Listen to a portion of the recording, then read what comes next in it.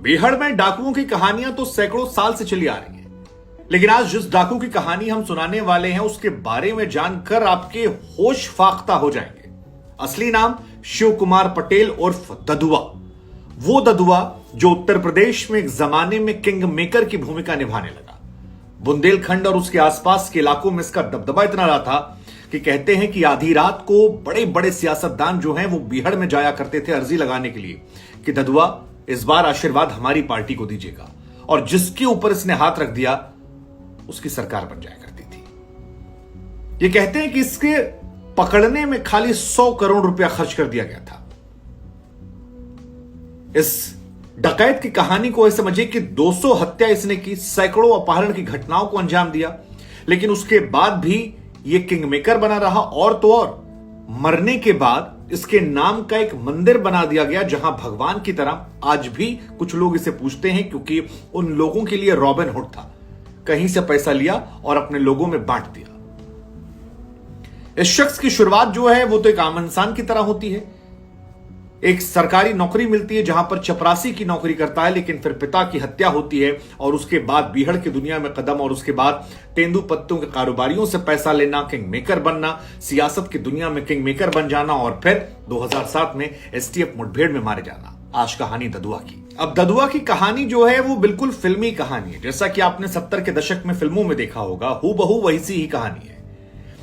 ददुआ का असली नाम शिव कुमार पटेल था। चित्रकूट के दवदेली गांव में इनका जन्म होता है और एक आम बच्चे की तरह ये रहते हैं। मां बाप ने बड़े प्यार से इनको नाम दे दिया था ददुआ। ये मां बाप के द्वारा दिया नाम था। पढ़ाई लिखाई में इनका मन लगता नहीं था। बाद में सरकारी नौकरी लग गई, एक जगह पर चपरासी की इनकी नौकरी लग जाती है।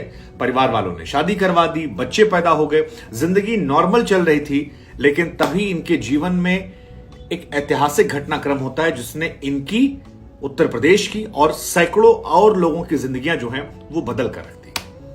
अब हुआ कुछ यूं कि 1972 में ददुआ के गांव के जमींदार ने उनके पिता के साथ मारपिटाई की, इनके कपड़े उतरवाए और कपड़े उतरवाकर पूरे गांव में घुमा दिया। इसके बाद इनके पिताजी की, कहा जाता है, कुल्हाड़ी से उस दौर में 1972 में हत्या कर दी। ददुआ पर भी चोरी के आरोप लगा दिए, उठाकर जेल भिजवा दिया। तमाम फिल्मों में आपने ऐसा देखा होगा। और उसके बाद जिस तरह से वो निकलता है, हीरो बन जाता है, लेकिन यहां पर ये विलन बनना चूज करते हैं और जेल वालों से साठगांठ करते हैं, पुलिस प्रशासन से दोस्ती करते हैं, वहां से निकलते हैं। इसके बाद निकलकर गांव के जमींदार और उसके परिवार के 9 लोगों की सरेआम ददुआ हत्या कर देता है। यही नहीं, इसके बाद यहां से ददुआ पूरी तरह से बदल जाता है। और इस बदले के बाद अब ददुआ ने कत्ल कर दिया, लेकिन कत्ल करने के बाद उसको शरण चाहिए थी, कहीं पनाह चाहिए थी, ताकि वो अपने आप को बढ़ा सके, अपना भविष्य देख सके। और इसलिए जाकर इसने बीहड़ के जंगलों में शरण ले ली। शरण लेने के बाद उन दिनों गया कुर्मी और राजा रंगोली करके डाकू थे, उनका दबदबा था।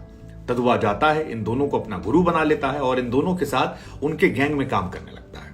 हथियार चलाने से लेकर तेंदू के पत्तों का कारोबार और तमाम चीजें से सीखी।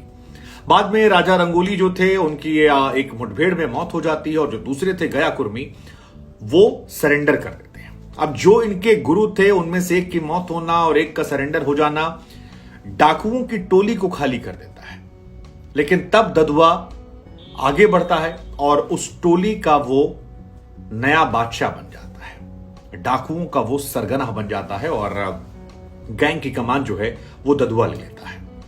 अब ये वो दौर था जो आसपास के लोगों में ददुआ के नाम का खौफ था, क्योंकि 9 लोगों को पहले ही मार कर आ चुका था और जिस तरह से कत्लेआम को अंजाम दिया था उसका दबदबा था। इससे लोगों ने अपना नेता स्वीकार कर लिया।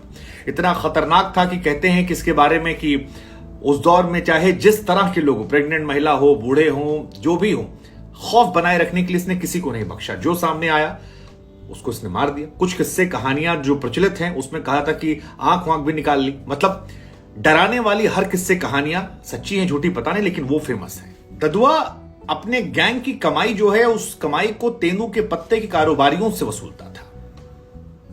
ये काम ददुआ ने सीखा भी था, लेकिन एक तरफ वो हत्या करवा रहा था, किडनैपिंग करवा रहा था, उससे पैसा ले रहा था, तो वहीं तेंदू पत्ते के कारोबारी जो है वो इसके निशाने पर थे। उनको ये किडनैप करता था, उनसे पैसा मिलता था और जो पैसा ना दे उसको ये मार दिया करता था।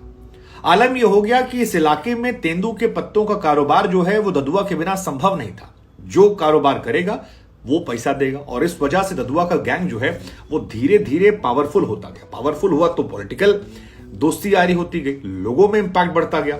और इसके साथ ही ददुआ ने इस बीच में गरीब लोगों की मदद करनी शुरू कर दी थी। आसपास के गांवों में जाकर लड़कियों की शादी करवा देना, गरीब लोगों को मदद कर देना, जो मजदूर हैं उन्हें कर्ज दे देना। और ये देखा भी गया कि ज्यादातर दबंग लोग जो होते हैं वो अपने इलाके में अपने लोगों के साथ बड़ा अच्छा करते हैं।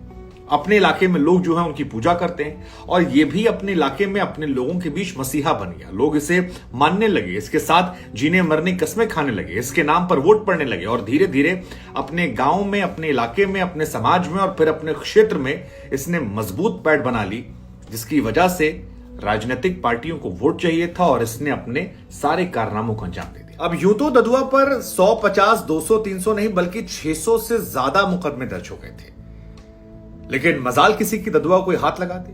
ददुआ का कोई कुछ नहीं बिगाड़ पा रहा था, और उत्तर प्रदेश, राजस्थान और मध्य प्रदेश के कुछ इलाकों में इसका डोमिनेंस बहुत ज्यादा हो गया था, क्योंकि इसके द्वारा चुने हुए विधायक जो थे वो इन इलाकों पर विधायक थे और उन्हें ददुआ जितवा रहा था। ददुआ के नाम पर जीत रहे थे, ददुआ के आशीर्वाद पर जीत रहे थे।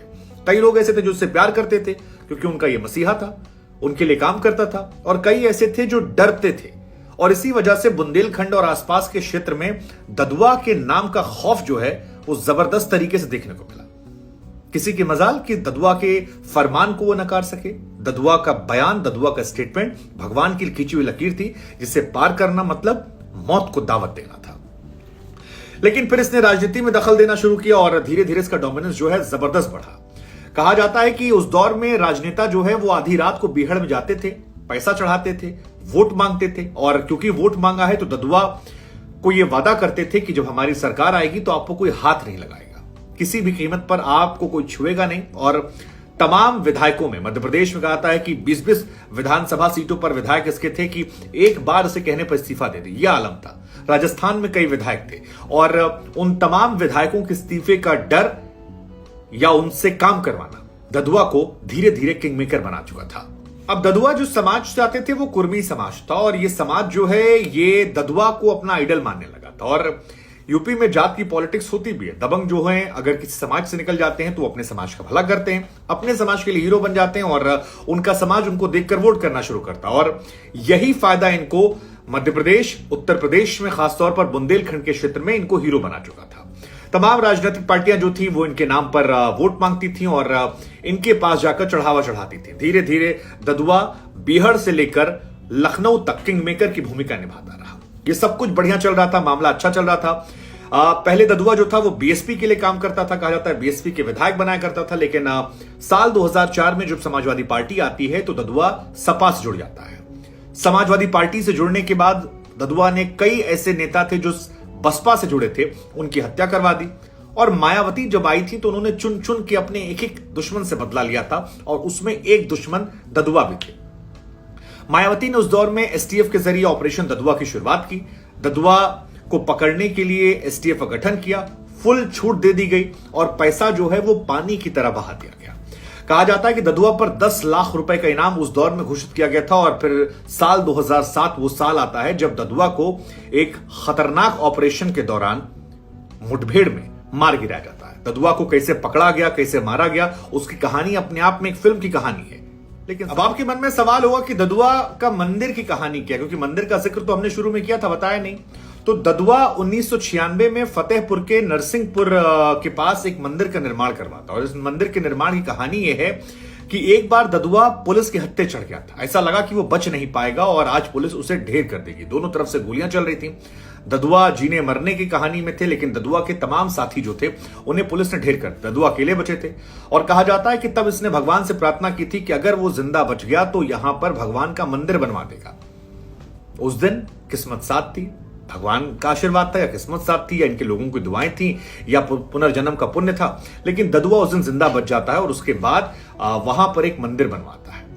लेकिन जब ददुआ की मौत हो जाती है तो उसके बाद इसी मंदिर को, उसमें ददुआ की फोटो और उनकी पत्नी कृष्णा की फोटो लगा दी जाती है और आज वहां पर लोग उसे पूजा करते हैं, भगवान मानते हैं। कुछ लोग उसके हैं जो ऐसा करते हैं। अब ये कहानी पूरी फिल्मी है, मतलब जबरदस्त में सस्पेंस है, थ्रिल है, शुरुआत है। हालांकि बुरे काम का बुरा नतीजा, हर बाहुबली, हर गैंगस्टर की कहानी ऐसी है और इनका भी अंत ऐसे ही होता है। लेकिन सवाल हमारा आपसे है कि बाहुबली जो उनका आतंक फैलता है वो किसी भी धर्म जात मजहब से हो, उनके लोग उनको हीरो क्यों बना लेते हैं? इसलिए क्योंकि उनका भला हो जाता है, अपने फायदे के लिए हीरो बनाते हैं? क्या वजह आपको लगता है? ददुआ कहानी से क्या सीख आपको मिलती है? कमेंट कीजिएगा।